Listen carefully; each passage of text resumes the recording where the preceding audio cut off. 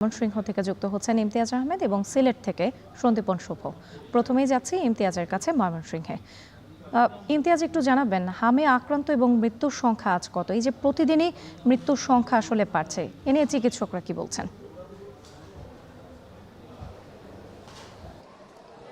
রাত্রি গত 2 দিনের কথা যদি বলি, গতকালকেও এক শিশু মারা গেছে ময়মনসিংহ মেডিকেল কলেজ হাসপাতালে, আজকেও এক শিশু মারা গেছে। অর্থাৎ 2 দিনে 2জন শিশু হামের উপসর্গ নিয়ে কিন্তু ময়মনসিংহ মেডিকেল কলেজ হাসপাতালে মারা গেছে। এবং নতুন করে 24 ঘন্টায় আমরা যেটা দেখতে পেরেছি যে 26 জন শিশু নতুন করে ভর্তি হয়েছে এবং 36 জন শিশু সুস্থ হয়ে বাড়ি ফিরে গেছে। এই মুহূর্তে 101 জন শিশু হাম আইসোলেশন ওয়ার্ডে কিন্তু ভর্তি রয়েছেন।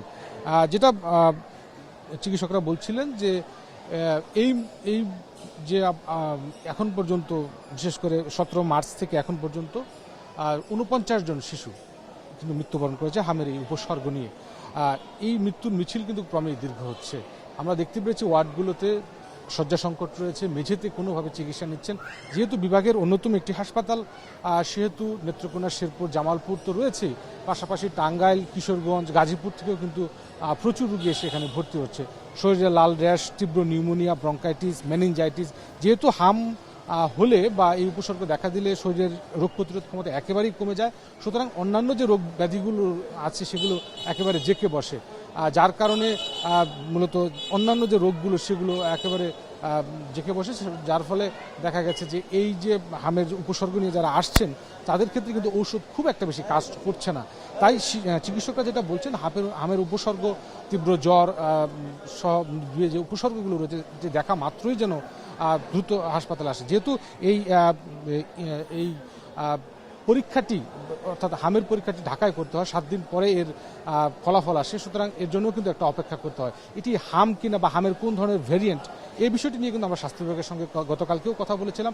তারা যেটি জানিয়েছেন যে টিকাদান কার্যক্রম ময়মনসিংহ বিভাগে প্রায় শতভাগ তারা সম্পন্ন করেছেন। 4 থেকে 5-6 সপ্তাহ লাগবে এর অ্যান্টিবডি তৈরি হতে।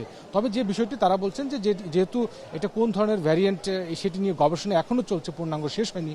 এই টিকাটি অ্যান্টিবডি তৈরি হওয়ার পরে কতটুকু শরীরে কাজ করবে সেটি হয়তো সংশ্লিষ্ট দপ্তর তাদেরকে জানাতে পারবেন, সংশ্লিষ্ট দপ্তর জানাতে পারবে। তো সব মিলিয়ে যেটা বলা যাচ্ছে যে ময়মনসিংহ মেডিকেল কলেজ হাসপাতালে আরেকটি যে তীব্র সমস্যা রয়েছে সেটা হলো পেডিয়াট্রিক আইসিইউ না থাকা, এবং এটি কবে নাগাদ স্থাপন করা হবে সেটি নিয়েও কিন্তু বড় সংশয় রয়েছে। সুতরাং বলা যাচ্ছে যে ময়মনসিংহে হামের আক্রান্ত রোগীর সংখ্যা যেমন বাড়ছে, মৃত্যুর সংখ্যাটাও বাড়ছে। সব মিলিয়ে এই ছিল ময়মনসিংহ মেডিকেল কলেজ হাসপাতাল থেকে। আমরা এখন সিলেটে যাব, সেখানে রয়েছে আমাদের সহকর্মী সন্দীপন শুভ। সন্দীপন, সেখানে কি অবস্থা, হামের চিকিৎসা কার্যক্রম কেমন দেখছেন আপনি?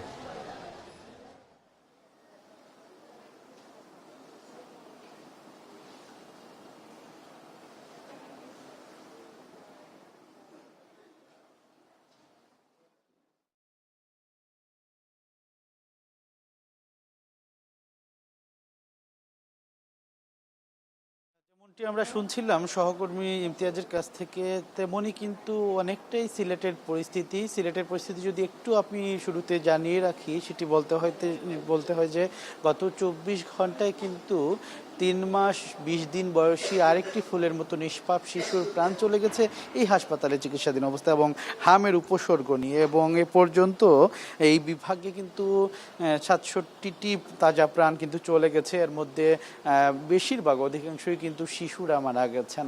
এবং আমরা যেটি দেখছি যে আজকে পর্যন্ত প্রতিনিয়ত কিন্তু নতুন রোগী ভর্তি হচ্ছেন। গত 24 ঘন্টার চিত্র বলতে গেলে কিন্তু আরও নতুন করে 48 জন রোগী ভর্তি হয়েছেন এবং মোট বিভাগে কিন্তু বিভিন্ন জেলা, উপজেলা হাসপাতাল মিলিয়ে বলতে গেলে 258 জন রোগী কিন্তু এই মুহূর্তে চিকিৎসাধীন রয়েছেন। এবং আমরা দেখছি শিশুদের পাশাপাশি কিছু কিশোররাও কিন্তু আক্রান্ত হচ্ছেন বা প্রাপ্তবয়স্করাও কিন্তু এই হাম রোগে আক্রান্ত হচ্ছেন। এবং এ পর্যন্ত ল্যাব কনফার্ম, যেটি অর্থাৎ ল্যাব নিশ্চিতভাবে যেটি শনাক্ত করেছে, সেটি হাম রোগেলায় কিন্তু 259 জনের শরীরে কিন্তু এটি নিশ্চিতভাবে পাওয়া গেছে। এবং আমি যদি একটু বলি, এই যে তথ্যটি বিশেষ করে এই প্রাদুর্ভাবের ব্যাপারে স্বাস্থ্য বিভাগ বা স্বাস্থ্য অধিদপ্তর বা সংশ্লিষ্টরা বলছেন আসলে টিকার কার্যক্রম অনিয়মিত ছিল এবং টিকার কার্যক্রম অনিয়মিত থাকায় কিন্তু এটি বেড়েছে। এখন পর্যন্ত আমার কাছে যে তথ্য আছে সেই তথ্য অনুযায়ী মফস্বল এলাকাগুলো যেগুলো রয়েছে বা উপজেলার যেগুলো রয়েছে সেগুলোতে কিন্তু এখন পর্যন্ত টিকা সম্প্রসারণ কার্যক্রম বা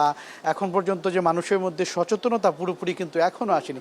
শতভাগ টিকার আওতায় কিন্তু এখনও তারা আসেননি। এবং একটা বিষয় হচ্ছে একটু আসার জন্য খবর হচ্ছে যে এখানে যারা চিকিৎসা নিতে আসছেন, আমরা দেখতে পাচ্ছি যে বেডগুলো কিন্তু এই মুহূর্তে ফাঁকা হয়ে গেছে কিছুটা, অর্থাৎ রুগী ভর্তিটা এই মুহূর্তে কিছুটা হলেও কমেছে এবং এটা কিন্তু একটা স্বস্তিদায়ক খবর।